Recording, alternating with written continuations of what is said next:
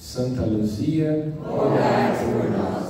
São Carlos Luanga e seus companheiros mártires, rogai por nós. Santa Margarida Maria Lacoque, rogai por nós. São Francisco Xavier, rogai por nós. Santa Teresinha do Menino Jesus, rogai por nós. Em nome do Pai, do Filho e do Espírito Santo. Amém.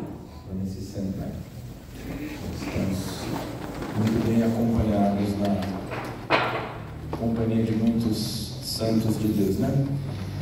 Bom, então sejam muito bem-vindos. Tem bastante gente de fora aqui hoje, né?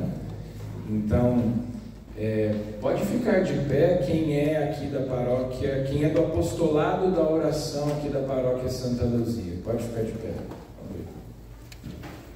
Bem-vindos. Podem se sentar. Tem um pessoal aí da paróquia São João Batista, né? Que é a minha paróquia de origem. Podem ficar de pé. Sejam bem-vindos. O Padre José também. Muito bem-vindo. Obrigado pela presença. Podem se sentar.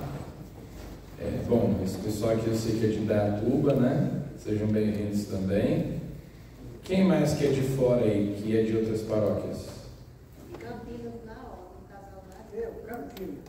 Campinas de que paróquia? Na paróquia São José. São José. Esse pessoal que levantou a mão é de onde? Nós somos da Pompeia.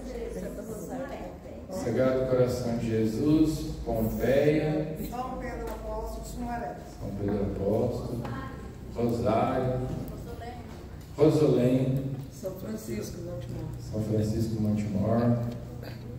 Tudo bem, bastante visita, né? Tem mais alguém que é de outra paróquia? Paróquia Santo Antônio de Campinas. Santo Antônio de Campinas. Pronto? Então tem bastante gente. Que bom, sejam todos muito bem-vindos e acho que o professor Rafael Tonon dispensa apresentações, né? Seja bem-vindo também mais uma vez. O microfone é seu.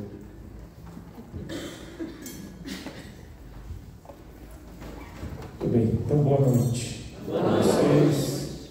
Muito bem, agradeço ao Padre Fernando, né, pelo convite, né, também hoje pela presença do Padre Zé Siqueira. Eu estou sempre ali, eu sou da paróquia, eu sou da Guadalupe, na verdade, né, que é a paróquia do lado, mas como eu moro perto do São João, eu estava falando para os padres, como as minhas crianças acordam muito cedo, então às vezes eu vou na missa das irmãs lá, né, que é dentro da paróquia São João, ou na própria São João, né, na missa das 8 da manhã, então volta e meia eu estou lá, né, com as minhas crianças, embora eu seja da Guadalupe ali do lado. É uma alegria estar aqui com vocês no dia de hoje. Então estamos começando o mês de junho, que é o mês do Sagrado Coração. A Igreja consagra este mês de um modo especial ao Sagrado Coração de Jesus. É interessante que o mês de junho ele é um mês cristológico, mesmo antes da devoção ao Sagrado Coração de Jesus. Por quê?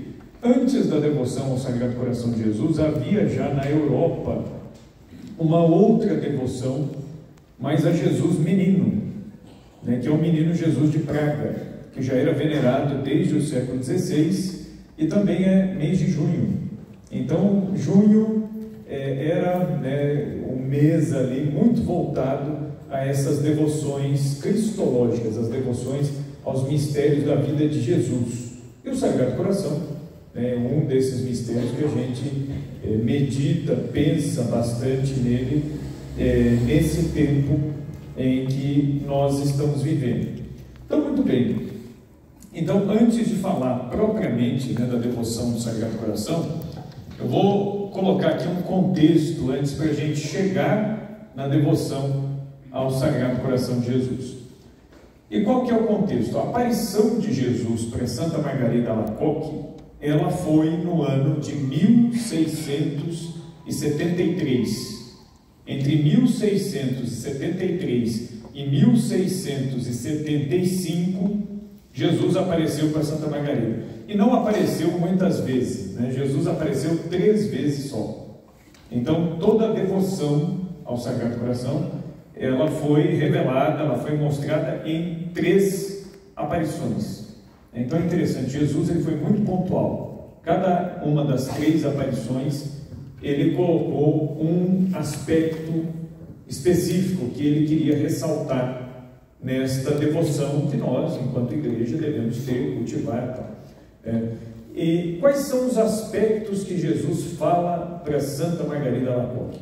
Ele fala da sua humanidade, ele fala da sua divindade, ele fala da sua presença no Santíssimo Sacramento. E aí a gente pode acrescentar um 4º aspecto que Jesus pede, que é a reparação. Então, a devoção ao Sagrado Coração de Jesus é uma devoção reparadora. Agora, se a gente vai reparar, significa que alguma coisa foi estragada e por isso precisa ser reparada. E aí a gente vai entender o que Jesus quis dizer com isso. Mas por que essa aparição vem no século XVII, 1673? Porque no século anterior, no século XVI, a igreja, a história da igreja no mundo todo, assistiu um dos momentos, um dos episódios mais tristes da sua história. Inclusive, nessa semana nós estamos rezando, pensando nisso.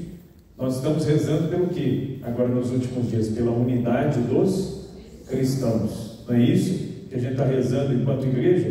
E é justamente no século XVI que houve um grande racha no corpo místico de Cristo com a chamada Reforma Protestante. Então, a igreja, ela nasce una, santa, católica, apostólica, romana. A igreja nasceu assim. Só que já nos primeiros séculos da igreja começaram a aparecer alguns problemas, que a gente chama esses problemas de heresias. O que são as heresias? São maneiras incorretas, são maneiras contrárias de se interpretar a Sagrada Escritura, de se interpretar a revelação de Deus. Quem é que tem a chave para interpretar a revelação de Deus? Quem tem a chave é a igreja, e sobretudo o Papa e os bispos em comunhão com o Papa. Então, para nós católicos, nós cremos nisso, acreditamos nisso, como a gente lê no capítulo 16 do Evangelho de São Mateus, quando Jesus diz a Pedro: Tu és Pedro, e sobre ti edificarei a minha igreja. Eu te darei as chaves do céu. Tudo que ligares na terra será ligado no céu. Tudo que desligares na terra será desligado no céu. E Jesus ainda promete a Pedro que as portas do inferno não vencerão a igreja. Então a igreja nasce assim. A igreja nasceu assim, mas já nos primeiros séculos começam a aparecer as divisões. Então primeiro vão dizer: não, Jesus ele é só Deus, ele não é homem de verdade, ele é só Deus, é um ser divino. Então o corpo de Cristo, o sofrimento de Cristo na cruz é tudo uma aparência, não é de verdade. Então é uma das primeiras heresias que vão aparecer, e aí isso começa a dividir a fé cristã, a fé católica. Depois outros vão dizer: não, Jesus não é Deus, na verdade ele é homem, e é um homem tão bom que aí Deus o chamava de filho, mas ele não é Deus, ele não é filho de Deus mesmo, ele é só um homem, que é o que algumas denominações acreditam até hoje. Então começaram a surgir essas heresias. Depois começaram a dizer: Maria é mãe de Jesus, o homem Jesus, não é mãe de Deus, o Deus Jesus. São as heresias, são as maneiras incorretas de interpretar. Quem tem a chave? O Papa e os bispos em comunhão com o Papa. Então a igreja, através das reuniões do Papa com os bispos, foi convocando aquilo que a gente chama de concílios. Neste ano de 2025, nós estamos celebrando 1700 anos do concílio de Niceia. Inclusive o Papa Leão XIV ele falou que vai até a Turquia, até a antiga cidade de Niceia, para celebrar os 1700 anos do concílio de Niceia. E o que o concílio de Niceia disse? Ele disse que Jesus Cristo ele é verdadeiramente Deus, mas ele é também verdadeiramente homem. Jesus é 100% gente e 100% Deus. Sendo Deus, ele não deixa de ser gente, sendo gente, ele não deixa de ser Deus. Jesus tem duas naturezas. Então, lá no começo da igreja, a gente já enfrentou esse problema de entender quem é Jesus. Como que eu vou ser cristão de verdade se eu não sei quem é Jesus? Se eu não sei definir quem é Jesus, se eu não sei explicar para mim mesmo quem é Jesus? Eu tenho que saber que Jesus, quem é Jesus? Jesus é uma pessoa divina. É isso que Jesus é. Jesus é uma pessoa divina que já existia antes. Antes de entrar no templo, ele já existia. Jesus não passou a existir quando entrou no templo. Ele já existia. Então Jesus é uma pessoa divina. Jesus é o Filho único de Deus Pai. Ele é Deus. Mas, nos planos de Deus, o seu Filho se faria homem. Entraria no templo. Então Jesus entrou no templo. E ao entrar no templo, Jesus entra no templo passando por quem? Por Maria. Ele foi gerado, gestado, como qualquer ser humano. Lembram lá da música, né? Antiga música do Padre Zezinho, né? Maria de Nazaré, né? O Padre Zezinho cantava lá: Maria que fez o Cristo falar, Maria que fez Jesus caminhar. Por quê? Porque Jesus é homem, é um ser humano. Ele se esvaziou, ele se abaixou. Já pararam para pensar na grandeza que é isso?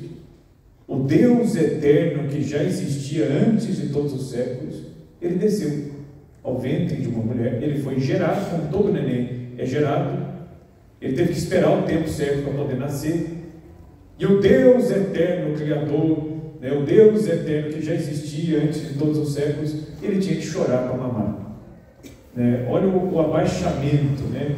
Jesus, ele teve que aprender a andar, teve que aprender a falar, como qualquer criança.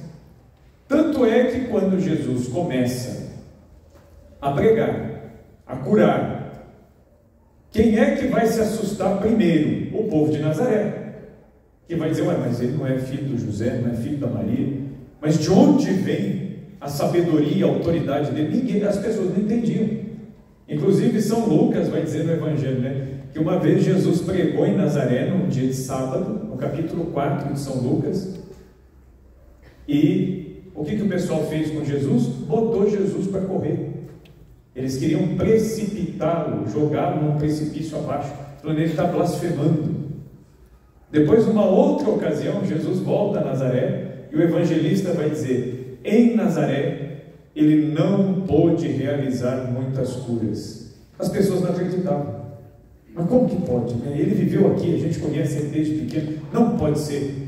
Porque Jesus, ele fez um movimento, que São Paulo explica, né? É um movimento duplo, é um movimento chamado de kenosis. O que é a kenosis? É o esvaziamento. O Deus eterno que estava lá no céu se esvaziou da sua glória e veio como gente. Mas ele não deixou de ser Deus. Ele deixou de mostrar a sua glória, mas ele não deixou de ser Deus. Ele continuou sendo Deus, ele esvaziou-se de sua glória e assumiu a condição de um escravo, fazendo-se aos homens semelhante. E aí Jesus, ele faz um movimento duplo, que é a kenosis, que é o esvaziamento, e a koinonia, ou seja, Jesus, ele vem para viver conosco. É o que a gente fala na liturgia, né? Ele está no meio de nós. Ele veio para ficar conosco. Agora, quando nós olhamos para esse mistério e entendemos que Jesus é verdadeiramente Deus e verdadeiramente homem, nós entendemos que Jesus, ele tem duas naturezas. Você e eu, nós temos quantas naturezas? Uma. Qual que é a nossa natureza? Humana. Meu pai é humano, minha mãe é humana, eu sou humano. Jesus não. Jesus, ele tinha duas naturezas. Jesus, ele tinha uma mãe humana, que deu a ele a natureza humana. A natureza humana de Jesus veio de onde? Veio de Nossa Senhora.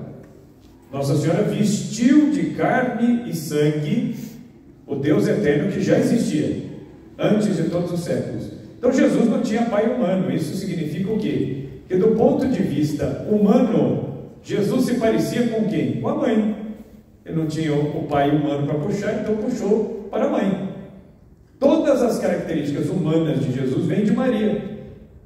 Então Jesus, ele tem a sua humanidade, a natureza humana, que veio de Maria. Mas ele tem a natureza divina, que vem de Deus Pai. Então Jesus ele tem duas naturezas, ele é Deus e é homem. Nós somos apenas humanos, mas pela graça do batismo aí já é sobrenatural. O que a graça do batismo faz com a gente? A graça do batismo nos transforma. De criaturas nós somos mudados em filhos de Deus. Deus, quando olha para nós, o que ele vê? Filhos. Mas nós não somos filhos de Deus por natureza. Por natureza é só Jesus. Nós somos filhos no Filho. Por causa do Filho, nós também somos filhos. Filhos no Filho. É isso que a gente é. Mas nós temos uma natureza só. Jesus tem duas, humana e divina. E Jesus também tem duas vontades. Ele tem a vontade humana e tem a vontade divina. Em alguns momentos, Jesus, propositalmente, ele deixa aparecer uma vontade e outra vontade, para que a gente perceba que ele é 100% homem e 100% Deus. Onde a gente enxerga isso bem? No Horto das Oliveiras. No Horto das Oliveiras, Jesus, que é Deus, sendo Deus, ele já sabia o que ia acontecer. O que começa a acontecer? A divindade pesa sobre a humanidade. Porque sendo Deus, ele sabia o que ia acontecer. E aí ele começa a entrar num estado de sofrimento profundo. E aí começa a acontecer com Jesus um fenômeno, que não é muito comum, mas é um fenômeno explicável, né, do ponto de vista médico. Salvo engano da minha parte, se tiver alguém da área da saúde aí, me corrijam. Se eu não me engano, esse fenômeno se chama hipotidrese. Acho que é esse o nome. Que é o fenômeno de suar sangue. Somente pessoas num estado de depressão mesmo. A pessoa se deprime a um ponto em que ela começa a suar e sua sangue. Isso é explicável do ponto de vista humano até. Então, quer dizer, enquanto Deus, ele sabe o que o espera, mas enquanto homem. E a oração de Jesus no horto é interessante. Ele diz assim: Pai, se é possível, afasta de mim esse cálice. Nada mais humano do que isso, né? De você olhar o sofrimento e não querer o sofrimento, porque o sofrimento é terrível. Pai, afasta de mim esse cálice. Só que em seguida o que ele fala? Mas não se faça a minha vontade, e sim a tua. E depois ele termina falando o quê? O espírito está pronto, mas a carne é fraca. Humanidade e divindade. Olha que interessante, né? Então Jesus ele deixa a gente ver esses dois aspectos dele, as duas vontades, humana e divina, as duas naturezas, humana e divina. E quando a gente vê Jesus na cruz, muita gente pensa assim, né? Mas por que Jesus falou aquelas coisas na cruz, né? Por exemplo, Jesus ele fala num dado momento: meu Deus, por que me abandonaste? Parece um desespero, não parece? Como que Jesus, que é Deus, vai dizer que o Pai o abandonou? Na verdade, se a gente prestar atenção, Jesus ele repetiu na cruz 7 frases. A gente costuma dizer que são as 7 palavras de Cristo na cruz. São 7 pequenas frases. O que são essas 7 pequenas frases? Citações do livro dos Salmos na Bíblia. Os judeus, quando eles vão rezar, nem sempre é fácil a gente decorar orações muito compridas. Então o que os judeus faziam? Eles decoravam uma frase do Salmo. E os judeus eles consideravam que se você pronunciasse ao menos uma frase do Salmo, aquele Salmo todo estava rezado. Era assim que eles rezavam. Eles decoravam pelo menos uma frase. O que Jesus estava fazendo na cruz? Ele estava rezando. Não é desespero. Não é que ele está duvidando do Pai. Ele está rezando os Salmos. Se vocês prestarem atenção, o Salmo que a gente reza na oração litúrgica da tarde, às 3 da tarde na sexta-feira santa, é justamente esse Salmo: meu Deus, por que me abandonaste? É a mesma palavra de Cristo na cruz. O que Jesus está fazendo? Ele está rezando. Enquanto Deus, ele está unido ao Pai, mas enquanto homem, ele reza. Ele fala com o Pai como todos nós falamos. E Jesus faz cada coisa na vida dele para quê? Para nos dar exemplo. O Papa João Paulo II, em 1983, ele escreveu uma carta, uma encíclica, chamada O Redentor dos Homens, Redemptoris Hominis. O Papa ele começa essa carta dizendo assim, ele faz uma pergunta, né? Por que o Verbo se fez homem? Por que o Deus eterno, que estava no céu, se fez homem?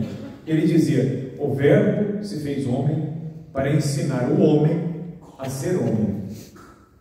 Então, por que Jesus se fez gente? Para nos ensinar o que é ser gente.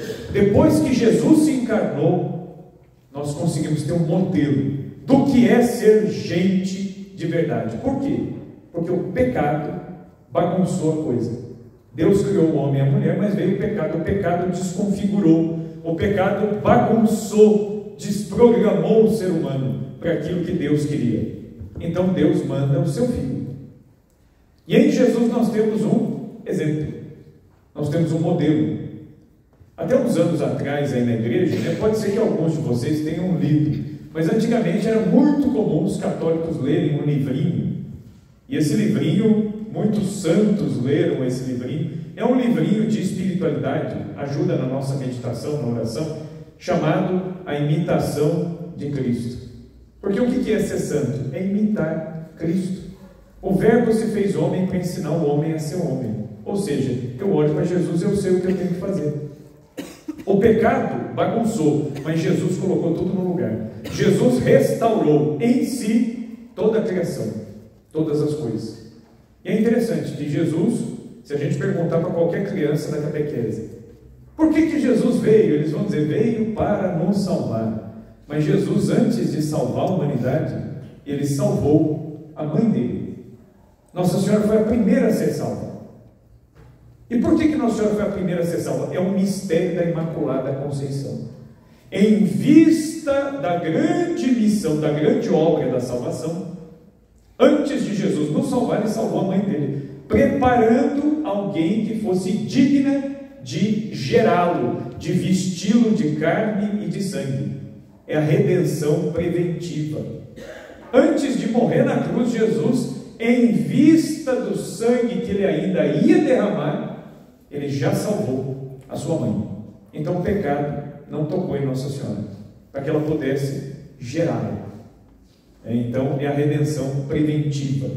Por isso que Nossa Senhora, ela é um modelo da igreja, a mãe da igreja. Ela foi a primeira cristã, é a primeira a ser salva. Primeiro ela e depois nós. E por isso que na ordem, né, de amor, de veneração que nós temos na igreja pelos santos, a Virgem Maria vem em primeiro lugar. Abaixo de Deus nós temos Nossa Senhora, né, que é uma criatura. É interessante, né, é uma criatura. E na igreja católica, veja bem, a criatura mais venerada não é um papa, não é um bispo, não é um padre. Quem é a criatura mais venerada? É uma mulher leiga, mãe de família, viúva, dona de casa, que enquanto viveu nesse mundo, viveu escondida. É ela. Na ordem da graça, ela é a maior. Porque ela é a filha predileta de Deus Pai, a mãe de Deus Filho, a esposa do Espírito Santo. Antes dela, ninguém esteve tão unido à Santíssima Trindade. Depois dela, ninguém vai conseguir se unir tanto quanto ela. Então, antes dela não houve, depois dela não haverá. Então, olha que coisa. Então, Nossa Senhora é a primeira a ser salva. Agora, por que eu estou falando tudo isso? Para a gente entender a devoção do Sagrado Coração. A igreja, ela foi fundada por Jesus como a sua família. A igreja é una. Se Deus é um, se o batismo para a nossa salvação é um, então a igreja só pode ser uma. E a igreja nasce una, mas vem as heresias que começam a bagunçar, dividir os cristãos, desde o começo. Só que essas divisões, elas não eram tão grandes, porque quando começavam essas divisões, o que a igreja fazia? Convocava um concílio, definia, olha, o que nós devemos crer é isso aqui. A igreja condenava os erros, mostrava onde estava o erro e pronto, resolvia o problema. A igreja foi indo assim. Só que no ano de 1054, houve um grande racha, que a gente chama de o Cisma do Oriente. É quando o bispo de Constantinopla, que é na Turquia, e Constantinopla é uma diocese importante porque quem fundou a diocese de Constantinopla foi Santo André. Santo André é irmão de São Pedro, é irmão de sangue.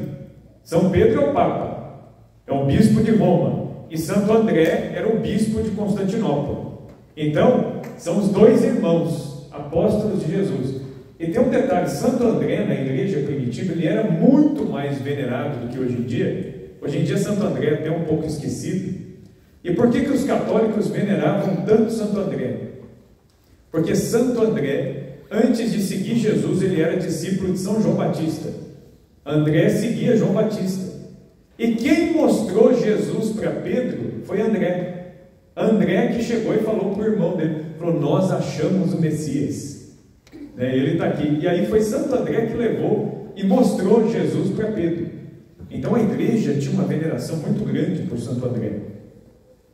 Só que com o passar dos anos, o bispo de Constantinopla começou a achar que ele teria tanta autoridade ou a mesma autoridade que o bispo de Roma. E por que isso? Porque lá no começo da igreja, o que existia do ponto de vista político? O Império Romano. No século IV, o imperador de Roma, ele dividiu o império com duas capitais. Uma capital era Roma, a outra capital era Constantinopla. Então tinha duas capitais. Só que acontece que Roma foi invadida e perdeu o poder político. Mas tinha o poder religioso do Papa, mas perdeu o poder político.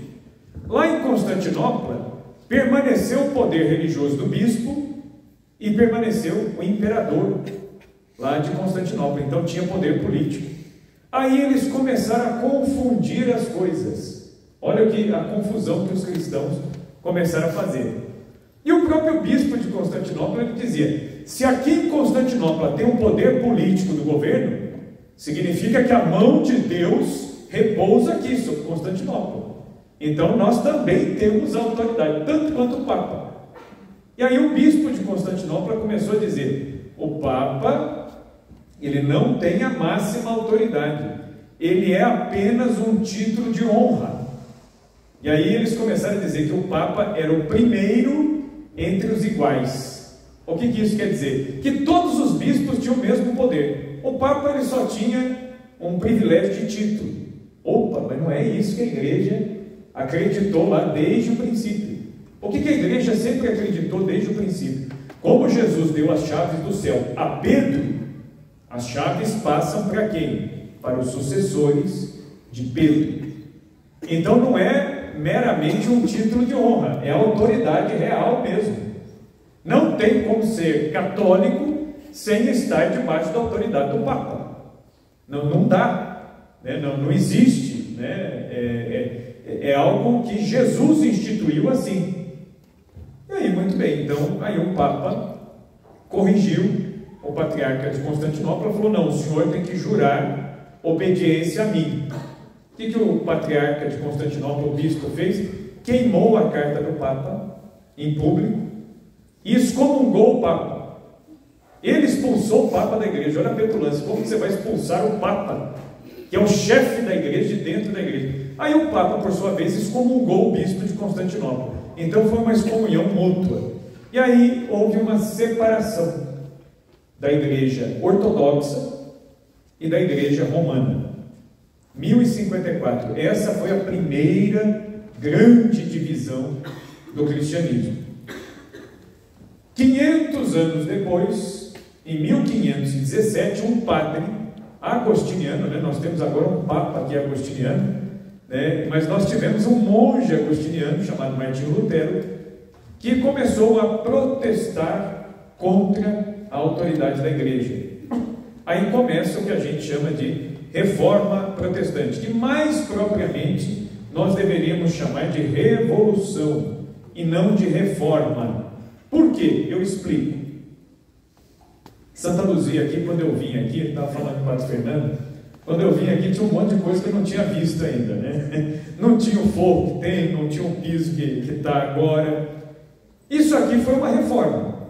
Por quê? Já existia a estrutura, mas a estrutura foi melhorada, embelezada, ficou muito melhor, muito mais bonito do que quando eu vim. Então foi uma reforma, que realmente ficou, né, muito melhor. Isso é reformar. Agora, imagine vocês, se o padre resolvesse contratar aqui um trator e passar por cima aqui, derruba tudo isso aqui, e eu chego aqui e não tem mais nada. Isso foi reforma? Não, foi demolição. Reformar é quando eu pego o que existe e eu melhoro. Demolir é quando eu derrubo e faço outra coisa. Então o que Lutero fez não foi uma reforma, foi uma demolição. Porque ele começou a recusar os pilares da nossa fé. Ah, isso eu não aceito, isso eu não aceito, isso eu não aceito. Então ele foi demolindo o edifício da fé e foi construindo uma outra coisa. Então, na Igreja Católica, nós temos reformadores, temos. Quem são os verdadeiros reformadores da Igreja? Os santos. Existiu uma reforma na Igreja Católica, existiu na mesma época de Martinho Lutero. Nós tivemos uma verdadeira reforma católica, através de quem? Santa Teresa d'Ávila, que reformou a ordem carmelita. Santa Teresa foi uma reformadora. Nós temos São Filipe Neri, que fundou escolas em Roma, é da mesma época que o Lutero. Nós temos, nessa mesma época, São Roberto Bellarmino, que era cardeal, que moralizou a cúria romana, reformou toda a cúria romana. Então, esses são reformadores. Os santos são os verdadeiros reformadores. Só que o santo, ele não reforma, né, de fora para dentro, né? Ele reforma de dentro para fora. Essa é a grande reforma que os católicos fazem. Primeiro você reforma o que? A sua vida, conversão de vida. Você se converte, e se convertendo, você convence os outros. Santidade. É assim, a igreja, ela sempre se reforma, de tempos em tempos, através do quê? Dos santos. Através desses, né, grandes homens e mulheres que Deus chama em cada época para reformar a igreja. Então, o mais correto é a gente dizer que a Igreja Católica, ela está em reforma desde quando ela foi fundada, né? Desde os apóstolos até hoje. A igreja, ela vai se reformando, sempre através de quem? Dos santos. Então Lutero, ele propôs uma outra coisa. E nesta proposta de Lutero, o que a reforma protestante enfocou muito? Na questão da divindade de Cristo. Então o que Lutero dizia? Ele não está errado naquilo que ele dizia. O problema é que ele dizia só isso. O problema é que não dá para a gente falar de Cristo cortando pedaços de Cristo. Olha, isso aqui eu quero, isso aqui eu não quero. Não, ou é Cristo todo, ou não dá. E o que Lutero fez? Ele jogou luz sobre um único aspecto da vida de Cristo. Cristo é o Senhor, é Deus, é poderoso. É isso. Só que desfocou a humanidade. No protestantismo não se falava da humanidade de Jesus, não se falava dos exemplos humanos, concretos, corriqueiros que Jesus dava para aqueles que o seguiam. Então você começa a criar uma fé desencarnada, você começa a tirar o pezinho do chão. Acontece, né, qual que é o grande problema? A gente vive no mundo. Nós não vivemos no mundo, no dia a dia, com os nossos problemas, com as nossas dificuldades, é ou não é? Até para rezar, nós temos as nossas dificuldades. A nossa humanidade, às vezes, atrapalha bem, né, a gente a rezar. E aí a gente tem que fazer o quê? Tem que aprender a domar a nossa humanidade para rezar bem. Às vezes você senta para rezar, começa a vir de tudo na sua cabeça. Tudo que você tem que fazer, conta para pagar, tudo.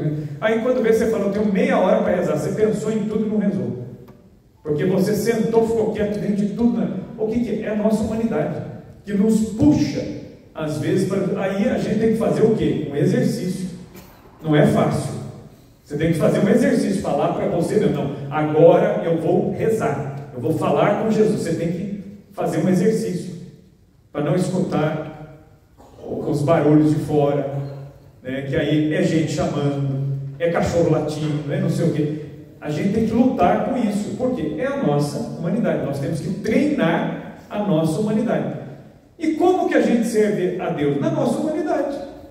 Não tem como eu jogar fora isso, é um aspecto importante. Mas o que eu posso fazer? Eu posso transformar a minha humanidade em Cristo. Como que eu faço isso? Penitência, ascese, oração. Eu tenho que ser perseverante, eu tenho que tentar ser fiel, né? Rezar terço, você vai distrair, mas você vai treinando, vai se esforçando. Chega uma hora que você já não vai distrair tanto. E com o tempo vai chegar uma hora que você não vai distrair mais. Mas é na nossa humanidade que a gente reza, é na nossa humanidade que a gente percebe as coisas, é ou não é? As pessoas são diferentes. Então, por exemplo, tem gente que é mais casca grossa, acontece os problemas, a pessoa passa assim, tranquilo. Você fala, é assim mesmo, vamos embora. E aquilo não afeta a pessoa. Agora, tem gente que é um pouco mais delicado, dependendo do jeito, né, que a pessoa foi criada, foi educada. Nossa, mãe, acontece uma coisa, a pessoa fala, nossa, mas aquilo ali foi para mim, falou para me atingir. Nem é, mas a pessoa acha que é. É a nossa humanidade. E cada um é de um jeito.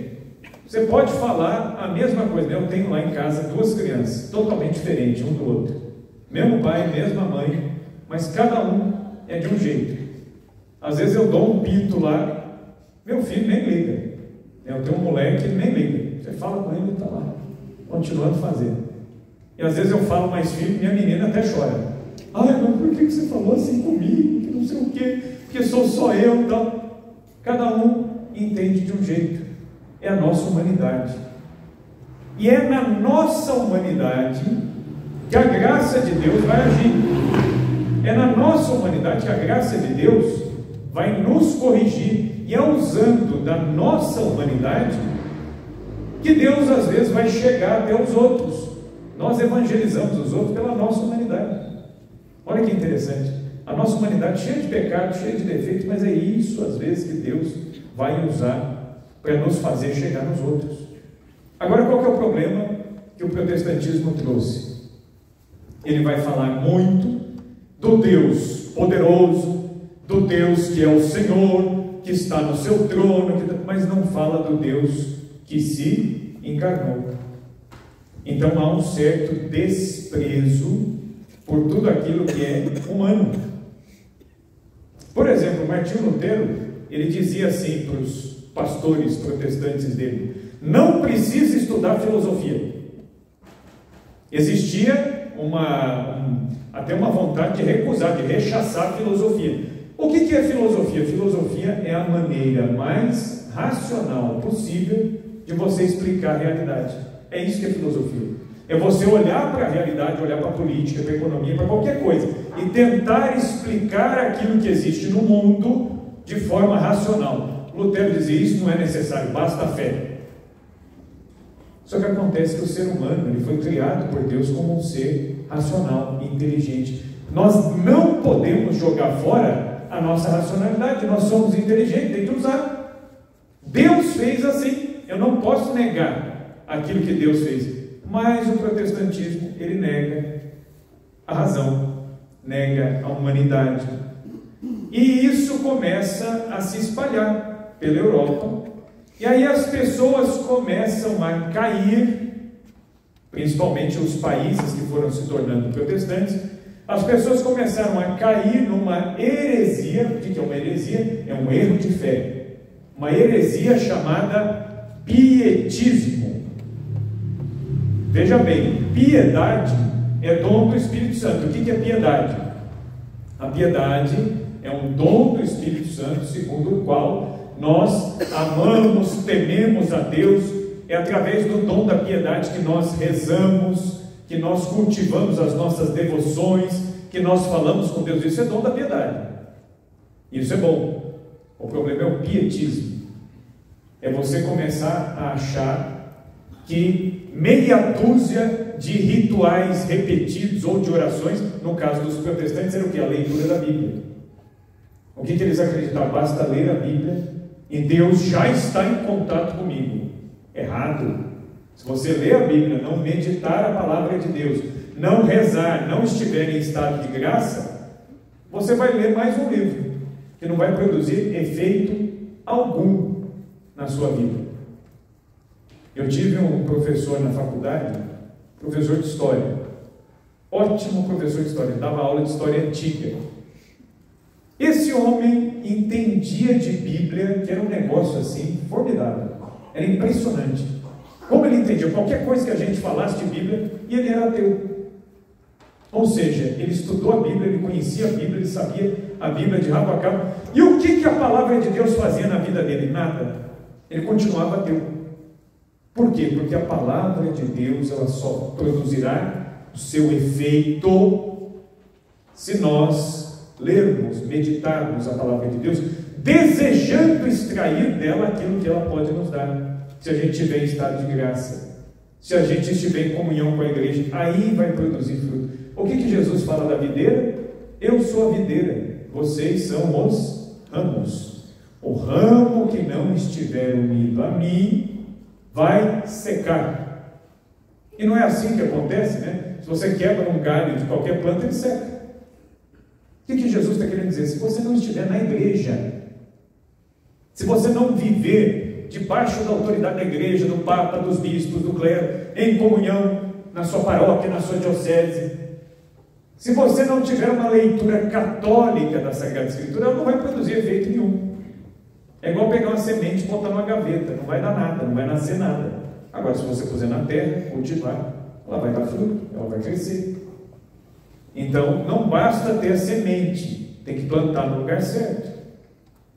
Então, a heresia do pietismo, ela fazia com que as pessoas acreditassem que bastava ler a palavra de Deus, e quanto mais lesse, eles acreditavam que mais unidos a Deus estariam, e mais eles entenderiam a respeito de Deus, e bastaria isso. Justamente nessa época surge essa heresia do pietismo. Dali a pouco surge uma outra heresia chamada jansenismo, que é uma heresia que começa a colocar em dúvida a salvação das pessoas. Então os jansenistas, eles acreditavam que só aqueles que fossem muito puros iriam se salvar. Acontece que não precisa ir muito longe, né? Se a gente fizer um exame de consciência rapidinho assim da nossa vida, já dá para ficar desesperado. Se você for ficar caindo nessa ideia do jansenismo, né, que só esses extremamente puros vão salvar, não sobra ninguém. Né? Daqui mesmo, aqui de nós, eu acho que não sobra ninguém. Já pensou? Né? Se a gente for levar a fé e fogo, quantas graças Deus nos deu, desde que a gente nasceu até hoje. E quantas vezes a gente desprezou as graças que Deus nos deu? Todo dia. Certamente, todo dia Deus nos dá muitas graças e a gente despreza. Então vejam vocês as heresias que foram surgindo: pietismo, jansenismo. E aí é nesta época que Jesus aparece. E olha que interessante, Jesus ele poderia ter falado tanta coisa para Santa Margarida, mas o que Jesus mostra? O seu coração. E por que Jesus mostra o seu coração? Para mostrar que ele é verdadeiramente Deus, mas ele é também verdadeiramente homem. Numa época em que as heresias iam desumanizando a fé, Jesus aparece para mostrar a sua humanidade. E para mostrar o que é um coração humano. Para dizer, olha, eu amei vocês e amo vocês com um coração igual ao de vocês. Olha que interessante. Então Jesus ele vem para dar esta resposta neste tempo. Como que nasce então essa devoção? A devoção começa na cidade francesa de Paray-le-Monial, né? Ou alguns falam Paray-le-Monial, né? Se escreve Paray com Y, Paray-le-Monial. É uma cidadezinha francesa minúscula, onde existia um convento das freiras da Visitação de Nossa Senhora. Aqui no Brasil existe um único mosteiro feminino da Ordem da Visitação, fica em São Paulo, na Lapa. É o único mosteiro da Ordem aqui no Brasil. Quem fundou essa congregação religiosa? São Francisco de Sales. E olha que interessante, Jesus apareceu a uma freira desta congregação. Por que dessa congregação? Jesus podia ter aparecido para qualquer pessoa, mas por que a Margarida Lacoque? Porque o fundador da congregação dela era um bispo chamado Francisco de Sales, São Francisco de Sales. São Francisco de Sales, ele foi nomeado pelo Papa como bispo de Genebra. Genebra é uma diocese na Suíça. E os calvinistas, os protestantes, tomaram a Suíça, e a Catedral de São Pedro e de São Paulo, ela foi invadida pelos protestantes, que transformaram em local de culto protestante. Então imaginem, São Francisco de Sales, ele foi nomeado bispo de uma diocese onde ele não podia entrar na catedral para tomar posse. E os calvinistas, eles eram bem mais violentos que os luteranos. Os seguidores de Lutero, eles eram mais tolerantes com os católicos. Os calvinistas, eles matavam os católicos, mandavam queimar vivo os católicos. E São Francisco de Sales, ele foi nomeado bispo dessa diocese. Agora imaginem vocês, o que um bispo vai fazer com a diocese tomada pelos protestantes? O que ele fez? Ele se mudou para a cidade que ficava ao lado, na divisa entre França e Suíça. Então o que protegia São Francisco de Sales era a divisa. Dentro do território francês, os calvinistas não podiam pegar o bispo. Então São Francisco de Sales se estabeleceu numa cidade chamada Annecy, e ele começou a fazer. O que ele podia fazer pela diocese dele? Não podia fazer muita coisa a não ser rezar, fazer penitência. E ele consagrou a diocese dele a Nossa Senhora, para que Nossa Senhora vencesse o erro e ele pudesse evangelizar aquele povo. E aí o que São Francisco de Sales começou a fazer? São Francisco de Sales, só contando rapidinho aqui a história dele. Ele era um sujeito muito santo, muito inteligente, mas ele não nasceu santo, ele se tornou santo. E ele era muito impaciente, né? Tem gente que tem um pavio curto. São Francisco de Sales, ele nasceu sem um pavio, né? Então, o problema dele era que ele não tinha um pavio.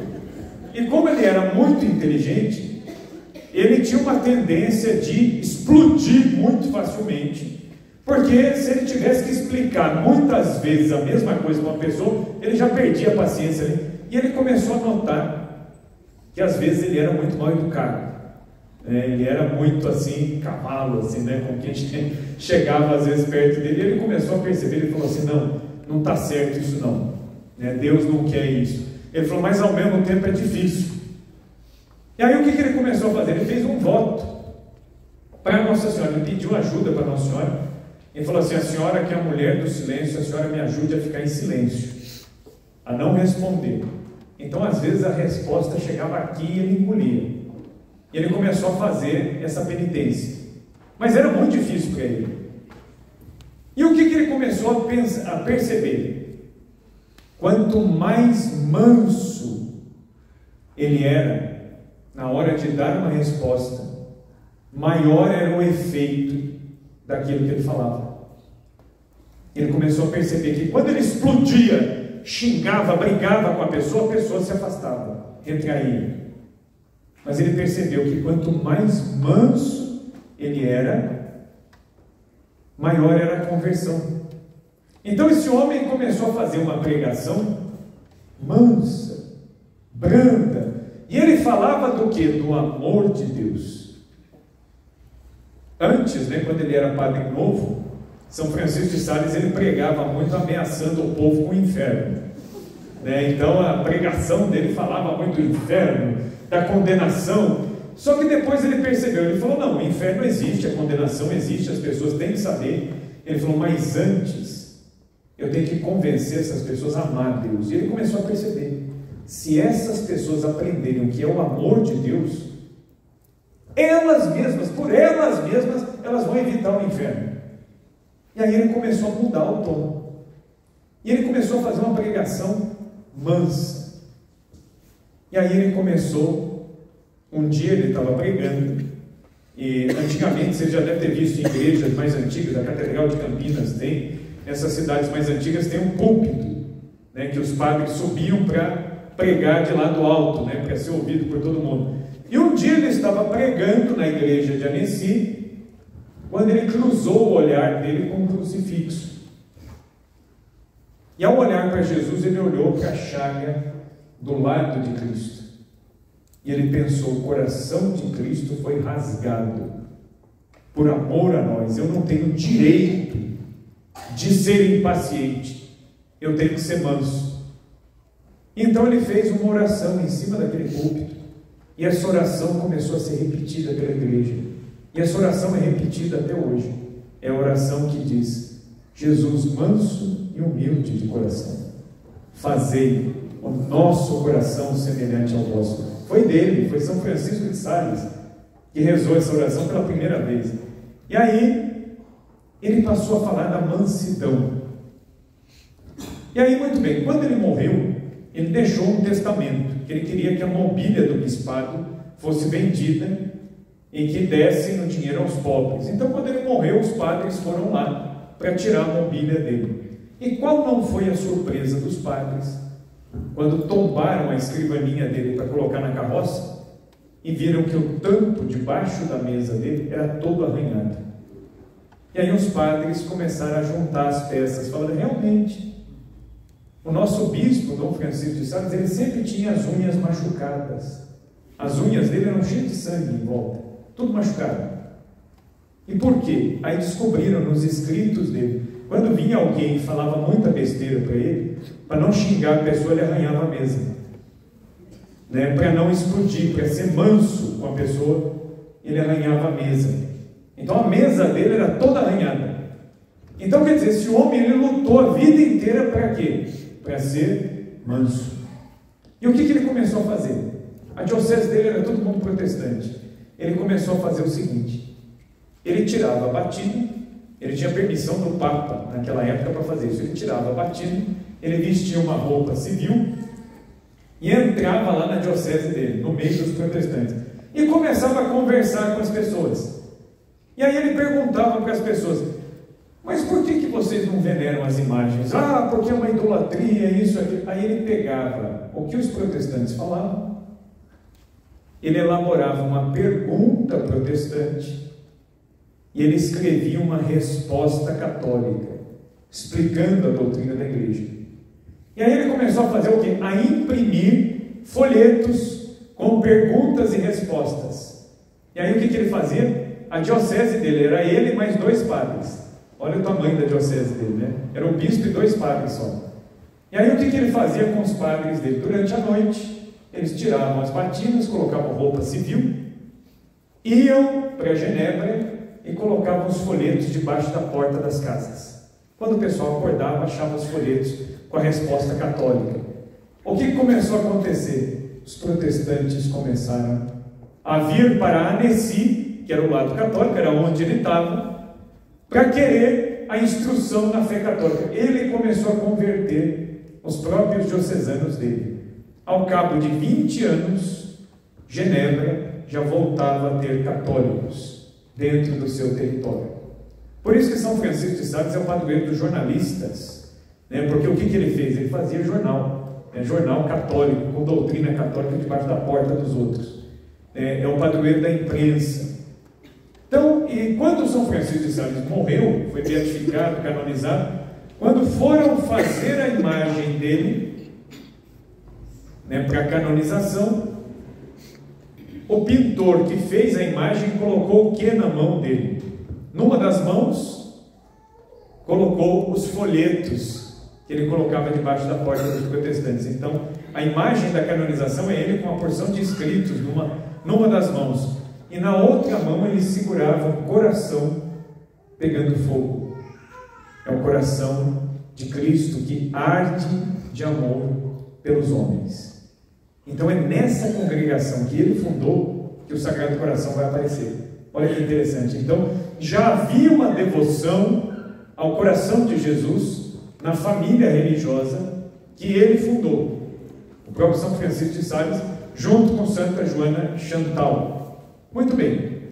Em Paralemonial havia um convento. Nesse convento, uma freirinha, uma religiosa jovem, 20 e poucos anos, chamada Margarida Maria de Alacoque. As irmãs da visitação, elas têm o costume de fazer o quê? A adoração eucarística. Isso é um costume até hoje. As irmãs têm isso até hoje. Geralmente, de sexta para sábado, as irmãs costumam fazer um turno de adoração em todos os conventos da ordem no mundo inteiro. Para quê? Porque sexta-feira é o dia da paixão de Cristo. Então as irmãs ficam de sexta para sábado para fazer companhia para Jesus. Então é um costume delas. E elas tinham também o costume de fazer lá as 40 horas de adoração, que São Francisco de Sales mandava as irmãs adorarem o Santíssimo por 40 horas seguidas. Para quê? Para adorar Jesus por aqueles que não adoram. Sobretudo pelos protestantes, sobretudo pelos jansenistas, sobretudo pelos pietistas, aqueles que estavam na heresia. Olha que interessante. Então eles tinham essa devoção. Muito bem. Dia 27 de dezembro de 1673, 2 dias depois do Natal. E dia 27 de dezembro é a festa de qual santo? As aparições nunca são por acaso, sempre tem um porquê. É um dia de qual santo? O dia de São João Evangelista, 27 de dezembro. João Evangelista é o discípulo amado. João Evangelista foi o primeiro grande devoto do Sagrado Coração de Jesus. Por quê? Porque na última ceia, São João estava com a cabeça reclinada no peito de Jesus. São João conseguia ouvir as batidas do Sagrado Coração de Jesus na última ceia. Olha que interessante, nada é por acaso. Então, no dia de São João Evangelista, aquele que ouviu o som do céu, o som que vinha do coração de Jesus, foi no dia dele que Santa Margarida foi fazer o seu turno de adoração. As irmãs iam se trocando, então chegava uma, saía outra, e aí ficava ali umas 2 horas, depois vinha outra, rendia, e assim elas iam trocando. Muito bem. À noite, o Santíssimo estava exposto no altar, e Santa Margarida então se ajoelhou e começou a falar com Jesus no Santíssimo Sacramento. E aí a própria Margarida conta o que aconteceu. Aqui eu vou ler, vou pegar as palavras dela mesma, do que ela mesma fala.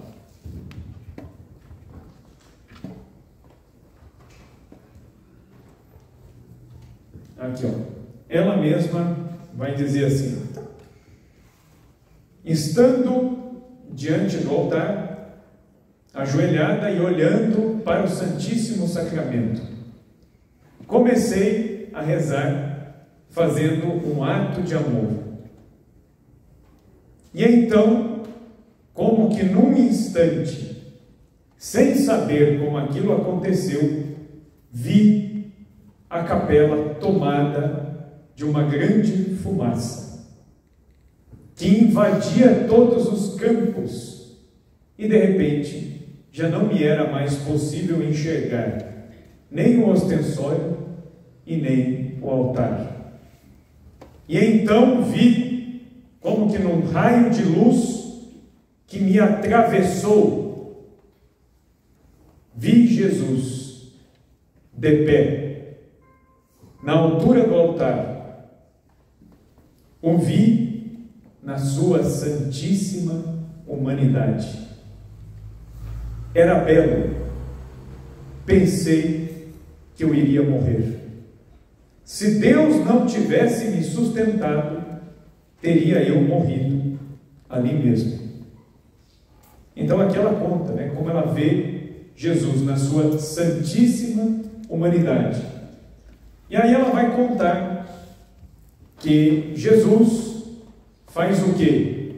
Ele abre a túnica e puxa, né? É um pouco diferente do que a gente vê nas imagens do Sagrado Coração. Geralmente a gente vê Jesus com o coração aqui no meio do peito, né? Mas Santa Margarida conta que ele faz o quê? Ele abre a roupa e mostra a chaga do lado aberto. E o que Jesus faz? Jesus puxa a sua própria carne e mostra entre as costelas o seu coração. E ele vai dizer a Santa Margarida Maria: eis o coração que tanto amou os homens, mas que deles não recebe senão ingratidões e friezas. E Santa Margarida, ela diz que nesse momento, quando ela ouve essas palavras, ela foi tomada de uma tristeza tão profunda, que ela falou assim: esses homens que são ingratos, né, eu estou entre eles. Ela teve essa consciência de que esses homens que só sabem pagar com ingratidões e friezas, entre eles estou eu também. Ela também se sentiu naquele momento entre aqueles homens, e ela foi invadida por uma tristeza profunda. E então Jesus diz a ela: mas eu quero te convidar para reparar estes ultrajes com que o meu Sagrado Coração é ofendido, especialmente neste augusto sacramento do altar. O que Jesus está dizendo? Ele nos deixou o seu coração. O coração de Jesus está no sacrário. É isso que ele está dizendo para Santa Margarida. Neste sacramento, as grandes ofensas ao Sagrado Coração, elas são feitas, e aí Jesus vai explicar, por aqueles que conhecem a doutrina da igreja e comungam mal, não se confessam. E se confessam, às vezes não se arrependem dos pecados que cometem. E se se arrependem dos pecados que cometem, às vezes não perseveram na oração. Então Jesus, ele fala disso, que ele é ofendido no Santíssimo Sacramento. Ele é ofendido por aqueles que não creem e que desprezam a presença real dele. Jesus está falando especificamente de quem? Dos protestantes. Era uma época em que o protestantismo relativizava, inclusive, a presença real de Jesus na Eucaristia. O protestantismo, ele dizia que a presença de Jesus no pão é simbólica. Não é isso que Jesus disse. Isto é meu corpo. Não significa. É.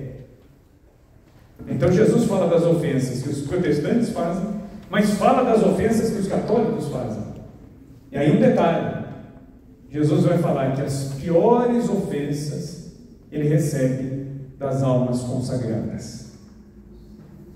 E aí ele está querendo se referir a quem? Aos religiosos, às religiosas, aos padres, aos bispos, àqueles que deveriam amar e ensinar a amar, e não o faziam.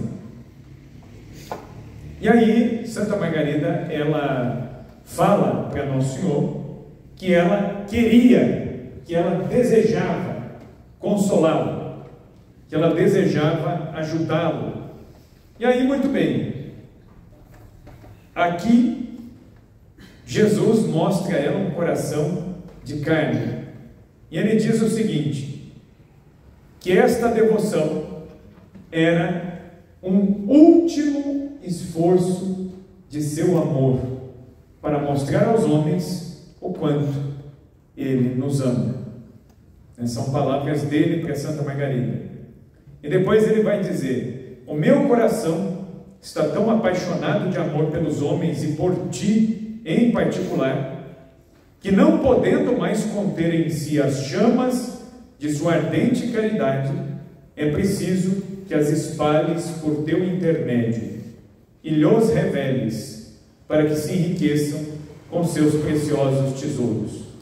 Eu te escolhi para a realização deste grande desígnio, mas tudo será feito por mim. E aí Santa Margarida, depois da aparição, ela vai relatar aos superiores como ela viu o coração de Jesus. Ela vai dizer: eu vi o Santíssimo Coração de Cristo como que em um trono de fogo em chamas, mais brilhante e mais refulgente que o sol, transparente como um cristal. Vi a chaga aberta pelo soldado na cruz. Ela parecia bem visível. Este coração amantíssimo estava cercado por uma coroa de espinhos, e no alto tinha uma cruz, a mostrar que, desde que este Sagrado Coração foi formado no ventre de Maria, a cruz sempre esteve plantada nele. Essas são palavras de Santa Margarida, que é essa imagem do coração que vocês do apostolado carregam aí. É assim que Jesus mostra o seu Sagrado Coração. Depois vem a segunda aparição. A primeira em 1673, a segunda aparição em 74 e a terceira e última aparição em 75. Uma aparição por ano, Jesus fez. Na segunda aparição, Jesus diz o seguinte a Santa Margarida: nas primeiras sextas-feiras de cada mês... aqui é Santa Margarida falando, perdão. Nas primeiras sextas-feiras de cada mês, eu via o Sagrado Coração como um sol brilhante de luz vivíssima, o qual lançava seus raios ardentíssimos diretamente sobre o meu pobre coração, que logo se sentia abrasado de amor.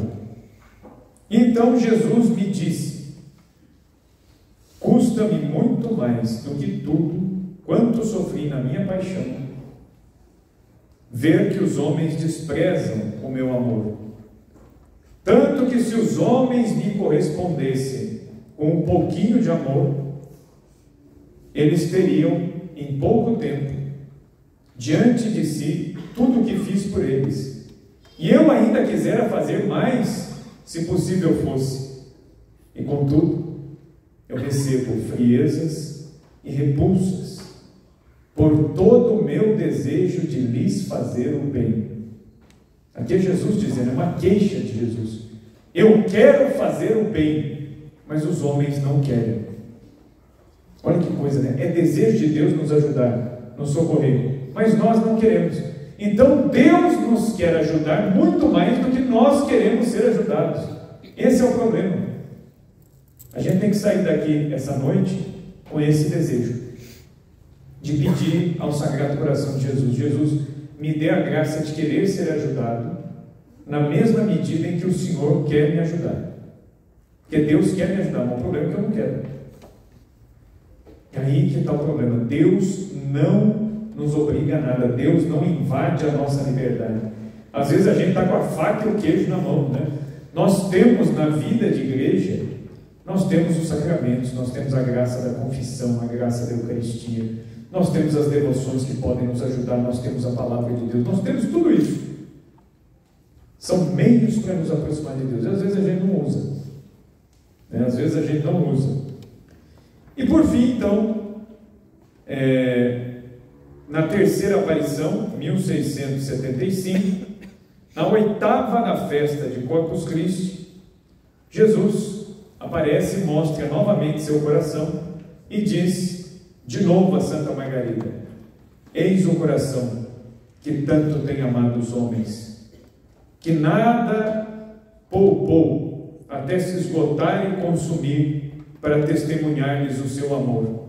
E em reconhecimento, eu não recebo da maior parte dos homens, senão ingratidões por meio de reverências e sacrilégios, friezas e desdéns que usam para comigo neste sacramento de amor.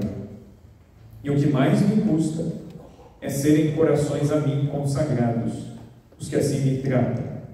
Por isso eu te peço que na primeira sexta-feira, depois da oitava do Corpo de Deus, seja dedicada uma festa especial para honrar o meu coração, comungando neste dia e dando-lhe a devida reparação por meio de um ato de desagravo, para reparar as indignidades que recebo durante o tempo em que fico exposto sobre os altares e não sou adorado como deveria. eu te prometo que o meu coração se dilatará para derramar com abundância as influências do seu divino amor sobre todos aqueles que lhe tributarem esta honra e procurarem que outros lhe a tributem. Então aqui nasce a devoção que a gente conhece do Sagrado Coração de Jesus. Num tempo em que a veneração, o amor pela humanidade de Cristo havia esfriado. E Jesus faz então a Santa Margarida uma série de promessas associadas à devoção ao Sagrado Coração. E aí essas promessas, são 12 promessas que Jesus faz. Essas 12 promessas, elas devem nos inspirar, para que a gente procure honrar Jesus por esse meio. Quais são as promessas? Primeiro, Jesus aqui... Opa, peraí, acho que eu desmarquei a página aqui. Peraí.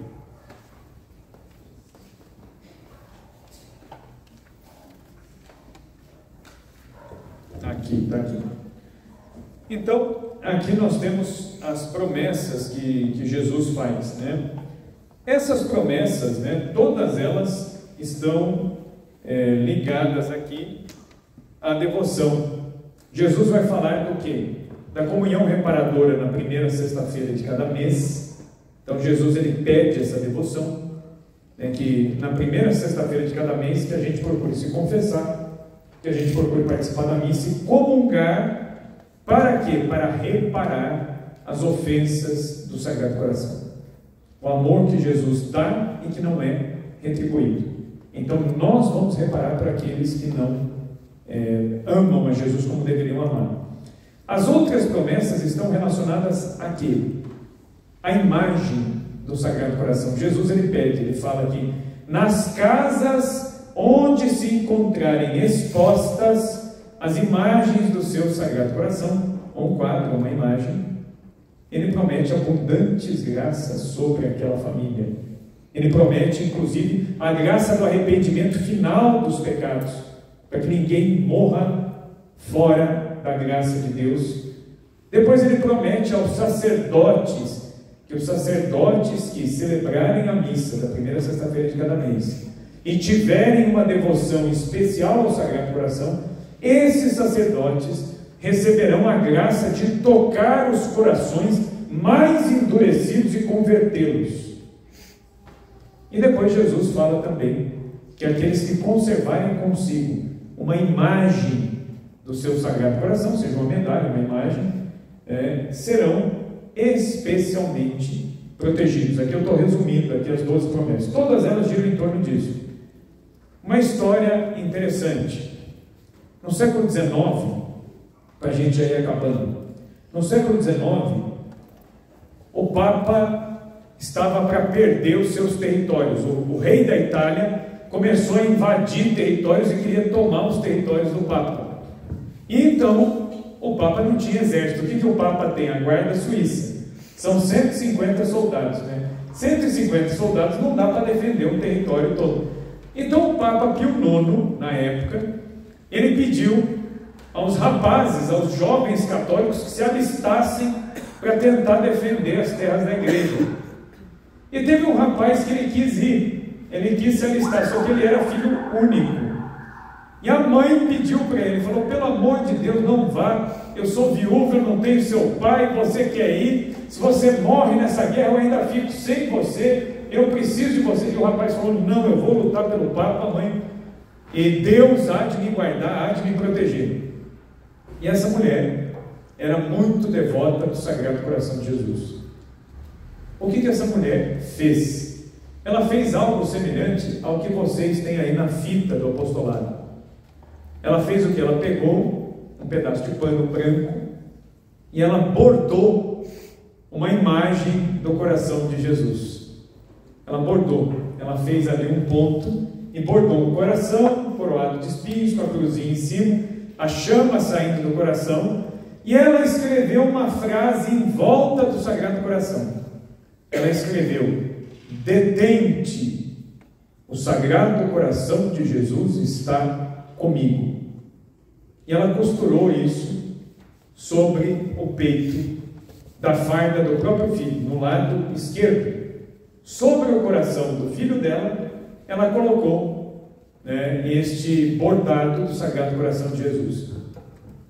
Em campo de batalha, esse rapaz tomou um tiro de fuzil.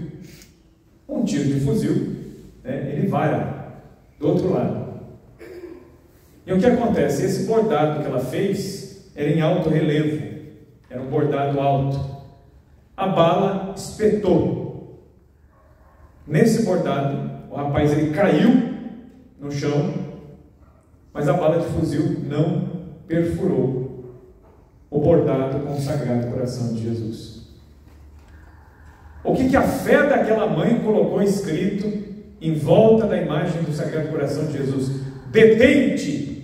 O Sagrado Coração de Jesus está comigo. Quando a guerra acabou, eles levaram esse rapaz, o próprio general da guarda, levou esse rapaz até o Papa Pio IX, e disse: mostre ao Papa o que te salvou. E esse rapaz contou a história. Falou: olha, minha mãe bordou assim, contou a história a Pio IX, e o que Pio IX fez? Ele falou: pois então, a partir de agora, vamos fazer o seguinte: eu vou benzer o seu bordado, mas você diga para sua mãe, e diga para outras mulheres também, fazerem vários bordados com a imagem do Sagrado Coração de Jesus, e eu vou benzer a sua.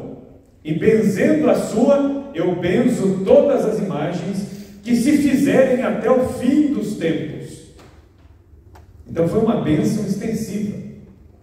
E o Papa diz: e todos aqueles que carregarem consigo a imagem do Sagrado Coração de Jesus têm a minha bênção enquanto Papa, porque fazendo uso do mandato que Cristo deu a Pedro, de que o que o Papa ligar na terra será ligado no céu, eu estabeleço que aqueles que carregarem consigo a imagem do Sagrado Coração de Jesus sejam preservados dos males do corpo e da alma. E aí surgiu a devoção do detente. Se vocês procurarem isso aí, vocês acham até para comprar. As livrarias católicas têm. E o detente é uma devoção que você pode carregar com você, ou você pode colocar nas coisas também, colocar no carro, colocar na sua casa.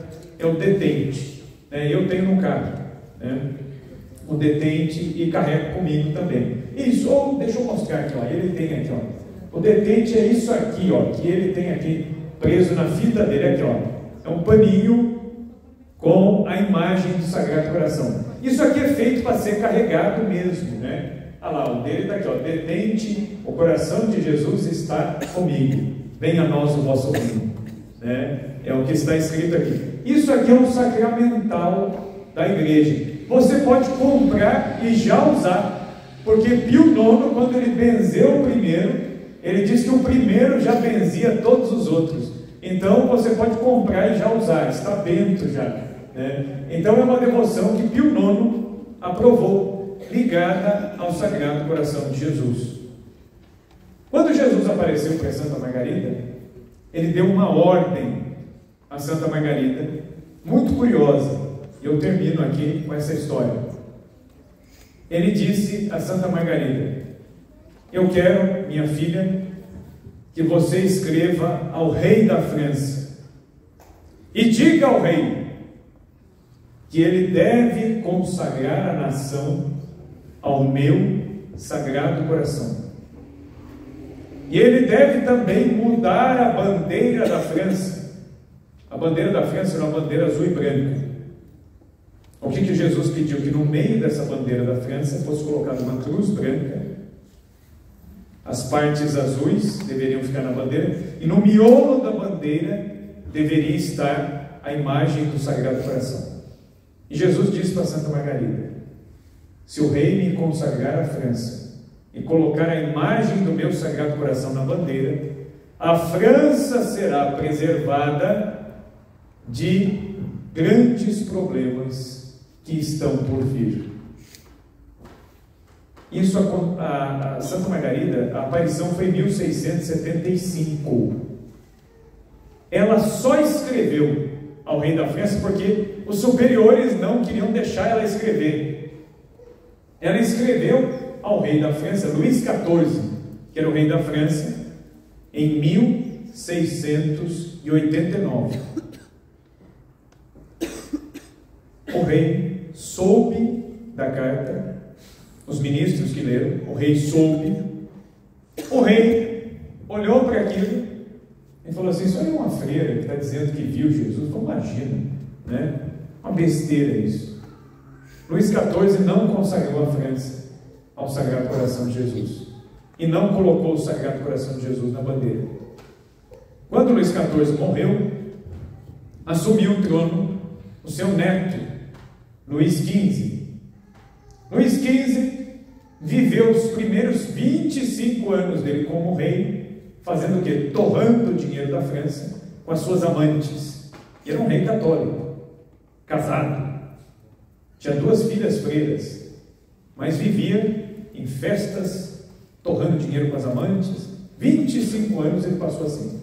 Depois de 25 anos reinando, vendo que a França estava falida, o capelão do rei lembrou, falou: Sua Majestade, seu avô recebeu a carta.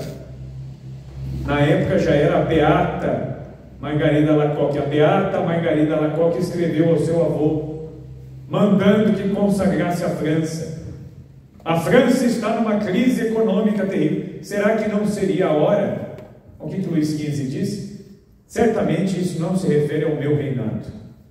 Ele reinou por mais 25 anos, no meio de guerras, problemas e de várias doenças. O rei viveu muito doente até o fim da vida dele. No fim da vida dele, foi acometido de um câncer na bexiga e morreu, tendo se confessado, recebido os sacramentos, mas no leito de morte ele se lamentou, dizendo ao capelão: eu não consagrei a França. Muito bem. E aí quem herdou o trono foi o bisneto dele, Luís XVI. Eles não eram muito originais para nome, né? Eles vão botando o mesmo nome em todo mundo, né? Aí vem Luís XVI. Luís XVI, que era também um rei católico, era um homem piedoso, muito melhor do que o avô e o bisavô. Era um sujeito de missa diária, rezava mesmo de verdade. Mas Luís XVI, ele pensou assim: Jesus falou de problemas seríssimos que viriam sobre a França. Olha a cabeça dele. Ao invés de falar, deixa eu consagrar enquanto é tempo, o que ele pensou? Ele falou: não, vai que eu consagro, aí acelera o processo, aí o negócio desanda de vez, é melhor não mexer. E ele não mexeu nessa questão da consagração. Dia 14 de julho de 1789, o povo invade a Bastilha, começa a Revolução Francesa. E a Revolução Francesa, ela queria destruir 2 coisas: o altar e o trono, o poder da igreja e o poder da monarquia. E aí então começa a grande perseguição contra a igreja e contra o rei. Em 1792, no auge da Revolução, o rei Luís XVI se disfarça e tenta fugir de madrugada numa carroça. Quando faltava 50 quilômetros para ele conseguir sair da França, pararam ele para cobrar pedágio. Já tinha pedágio naquela época. E aí ele, para tentar simular naturalidade, ele mesmo desceu da carroça e foi pagar um imposto. Só que qual era o problema? Nas moedas da França, de um lado tinha o valor do dinheiro, do outro lado era o retrato do rei. Na hora que ele pagou, o sujeito que recebeu olhou para a cara dele e falou assim: o senhor é o rei. O senhor é o rei e está fugindo. Deu voz de prisão, prendeu e constataram: era o rei que estava tentando fugir. Foi preso imediatamente. Ele foi preso numa cela separada. A mulher e os filhos foram presos em outra cela. Maria Antonieta, o príncipe Luís, também Luís, que era o filho mais velho, e as 2 meninas, a Charlotte e a Teresa, que que eram as duas filhas meninas de Luís XVI. Dia 21 de janeiro de 1793, num julgamento que durou 20 minutos, e o rei não teve possibilidade de falar, ele foi condenado à morte. Quando ele estava na prisão, antes de ser condenado à morte, ele fez um voto ao Sagrado Coração de Jesus de consagrar a França ao Sagrado Coração. Já era tarde demais. E por que já era tarde demais? Porque ele já tinha sido destronado, ele já não era mais o rei. E o que Jesus havia pedido? Que o rei da França consagre a França ao meu Sagrado Coração. Ele já não era mais o rei. Embora ele tivesse feito a promessa de consagrar a França, já não dava mais tempo. Poucos minutos antes de ser levado para ser morto, mesmo já sabendo que não era mais o rei da França, ele pediu para assistir à missa. Então veio o capelão do rei, rezou a missa, e logo depois da Santa Missa, o rei consagrou a França, mas ele já não era mais o rei. Mas mesmo assim ele consagra a França ao Sagrado Coração e diz a Jesus o seguinte, é bonito o que ele diz, é forte o que o rei diz. Ele diz assim: a minha família desprezou as suas promessas. Se a minha família não pôde lhe dar, Senhor Jesus, a fidelidade, aceitai agora pelo menos o nosso sangue, para que o nosso sangue se converta em bênçãos sobre a França, e que o Senhor perdoe aqueles que nos matam. Ele pediu 1 hora para se despedir da mulher e dos filhos. Deram 10 minutos para ele se despedir da mulher e dos filhos. Ele beijou a mulher e os filhos. E o que Luís XVI carregava consigo? Quando ele foi para a guilhotina, eles tiraram a casaca do rei e sob a camisa do rei me carregavam bordado com o Sagrado Coração. Ele morreu trazendo na camisa um bordado do Sagrado Coração. E foi guilhotinado. 9 meses depois, a rainha Maria Antonieta era guilhotinada também. O príncipe Luís foi emparedado vivo, foi colocado dentro de uma prisão. Eles subiram tijolos nas janelas e na porta, deixaram apenas um buraco por onde passava um único prato de comida uma vez por dia. Quando a Revolução Francesa acabou, eles arrebentaram essa parede para tentar resgatar o príncipe vivo. Ele estava cheio de piolhos, com o cabelo sem cortar, cheio de feridas pelo corpo todo. Era só um monte de ossos jogados no chão. Ainda estava vivo. Tentaram cuidar dele, mas em 5 dias ele faleceu. E as 2 irmãs, filhas de Luís XVI, as 2 filhinhas dele, irmãs do príncipe Luís, foram esquecidas na prisão e morreram de fome. Só se deram conta de que as 2 princesas estavam no calabouço quando o mau cheiro começou a subir. E aí foram ver, elas já estavam apodrecendo. Jesus havia pedido 100 anos antes que a França fosse consagrada ao seu Sagrado Coração. E isto evitaria grandes males para a França. E a França é tão importante porque a França foi o primeiro país do mundo a se tornar 100% católico. Todo mundo se batizou. Quando o rei da França se converteu, a França inteira se converteu. É a filha primogênita da Igreja Católica. E hoje em dia a França vive uma situação terrível. Eu sou da comunidade Pantocrátoros. Nós temos um padre lá, um padre da comunidade Pantocrátoros. Os padres da comunidade Pantocrátoros são padres aqui, da Arquidiocese de Campinas, né? Tem o padre Leonardo, o padre Luiz e o padre Cristiano. Só que são padres da Arquidiocese de Campinas emprestados lá para a França. A realidade da França hoje é terrível. É uma realidade de descristianização. No século XIX, os franceses, para reparar todos os crimes cometidos contra o Sagrado Coração, fizeram uma grande campanha e arrecadaram muito dinheiro e fizeram o quê? Compraram um grande terreno no ponto mais alto de Paris, que é a capital da França, num monte chamado de Montmartre. E ali eles ergueram a chamada Basílica Expiatória do Sagrado Coração. No ponto mais alto da capital da França, tem uma grande basílica dedicada ao Sagrado Coração.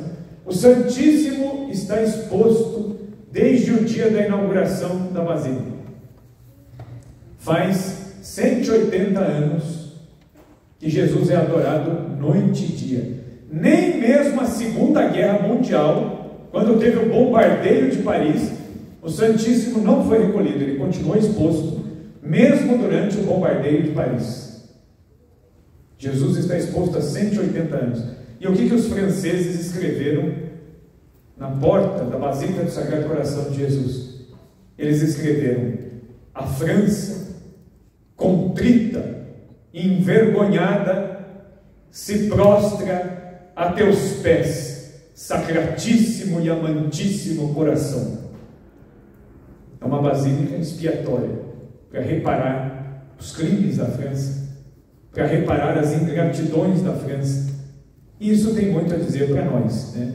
Para nós também. O Brasil foi consagrado ao Sagrado Coração de Jesus no ano de 1931. Então, Brasil, nós estamos numa terra que é consagrada ao Sagrado Coração. No ano de 1930, o Papa Pio XI proclamou Nossa Senhora Aparecida padroeira do Brasil. Os brasileiros já consideravam Nossa Senhora como padroeira, mas o Papa não tinha proclamado ainda. Então, em 1930, Pio XI proclamou Nossa Senhora como padroeira do Brasil. No dia 31 de maio de 1931, a imagem original de Nossa Senhora Aparecida foi tirada da Basílica Velha e foi levada para o Rio de Janeiro, a capital federal. Nessa mesma época, estava acabando, eles estavam dando os retoques finais na imagem do Cristo Redentor no Rio de Janeiro. A imagem do Cristo Redentor é uma imagem do Sagrado Coração. A gente olha o Cristo Redentor de braços abertos, mas ele tem o Sagrado Coração no peito dele. É uma imagem do Sagrado Coração. Então, na mesma época, ficou pronto o Cristo Redentor e Nossa Senhora Aparecida foi até o Rio de Janeiro. O mais curioso, o Brasil, naquela época, era governado por um ateu. Quem governava o Brasil em 31? Getúlio Vargas. Getúlio era ateu. E mesmo sendo ateu, Getúlio Vargas, em respeito aos católicos, ele mandou ir do Rio de Janeiro para Aparecida um trem fretado para buscar a padroeira do Brasil. E Getúlio Vargas mandou separar um vagão capela. Foi montado uma capela provisória para Nossa Senhora dentro de um vagão. Tinha um altar, tinha as flores, para que a imagem pudesse viajar até o Rio de Janeiro. A viagem era para demorar 8 horas, de Aparecida até o Rio de Janeiro. O povo brasileiro, sabendo que a imagem da padroeira ia passar pelas estações até o Rio de Janeiro, juntou uma multidão tão grande nas margens da estrada de ferro, e mesmo nas estações, que Nossa Senhora teve de ir parando de lugar em lugar. Demorou 20 horas para a imagem chegar ao Rio de Janeiro. Quando a imagem chegou ao Rio de Janeiro, o Getúlio Vargas, vendo aquilo, 1,5 milhão de católicos, naquela época que era tudo estrada de terra, 1,5 milhão de brasileiros estavam na capital federal para receber a padroeira do Brasil. Naquela época não existia concelebração de missa. Então, cada padre tinha que rezar a sua missa. Eles armaram 50 altares nas ruas do Rio de Janeiro, para que os padres pudessem rezar missa de hora em hora. Então, vários padres rezavam missa de hora em hora. Quando a imagem de Nossa Senhora chegou, Getúlio Vargas mandou que as Forças Armadas, a Aeronáutica, a Marinha e o Exército fossem receber a padroeira do Brasil com honras de chefe de Estado. Nossa Senhora foi recebida como autoridade no Rio de Janeiro. Aí é interessante que disseram ao Getúlio: o senhor não vai usar a faixa presidencial? E o Getúlio diz: não é conveniente que um presidente da República se vista com as suas insígnias diante daquela que é a rainha dos brasileiros. Deixe os brasileiros saudarem a sua rainha, não é hora de olhar para o presidente. E assim, a imagem de Nossa Senhora Aparecida foi levada até a porta da igreja de São Francisco de Paulo, foi rezada a missa, e quem pregou o sermão desta missa foi o senhor bispo de Campinas, Dom Francisco de Campos Barreto. Dom Barreto foi quem pregou na missa da consagração de Nossa Senhora como padroeira do Brasil. Todos os bispos do Brasil consagraram o Brasil a Nossa Senhora Aparecida. No dia seguinte, todos os bispos do Brasil consagraram o Brasil ao Sagrado Coração de Jesus. Então o Brasil é da Imaculada, o Brasil está guardado no coração de Jesus. E que nós possamos aprender com tantos santos que foram devotos do Sagrado Coração. Santa Teresinha do Menino Jesus, que era francesa, ela era do apostolado da oração. Quem não sabia disso está sabendo agora. Santa Teresinha recebeu a fita do apostolado quando ela tinha 12 anos. A família Martin, toda a família de Santa Teresinha, Santa Zélia, São Luís, todo mundo, a família toda era do apostolado. Na casa de Santa Teresinha em Lisieux, tem a sala das relíquias lá, onde tem os brinquedos, as coisas de Santa Teresinha. Na parede, num cantinho, tem, dentro de um quadro, a fita vermelha do apostolado, está lá. Então que Santa Teresinha possa inspirá-los nesse amor ao Sagrado Coração de Jesus, que São Francisco de Sales possa também inspirá-los, que São João Evangelista, que foi aquele que ouviu o Sagrado Coração de Jesus, nos ajude, que Santa Margarida Lacoque também o faça. E uma última coisa: em 1925, Dom Barreto consagrou a nossa diocese ao Sagrado Coração de Jesus. Então também a nossa diocese é especialmente consagrada ao coração de Jesus. Que o Sagrado Coração de Jesus tenha piedade de nós e que nos dê a graça de querermos ser ajudados na mesma medida em que Ele quer nos ajudar. Deus abençoe.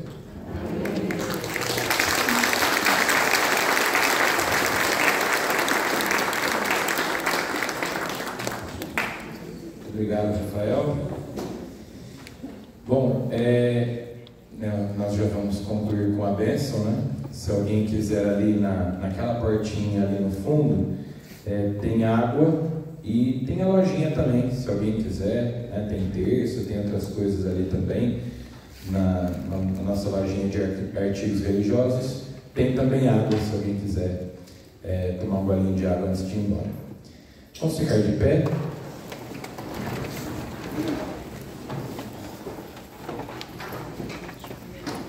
Rainha do céu, alegrai-vos, aleluia, pois o Senhor que merecestes trazer em vosso seio, aleluia, ressuscitou como disse, aleluia.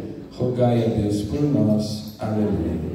O Senhor esteja convosco. Ele está no meio de nós. Abençoe-vos Deus Todo-Poderoso, Pai e Filho e Espírito Santo. Uma boa noite a todos, e de em paz, e o Senhor vos acompanhe. Graças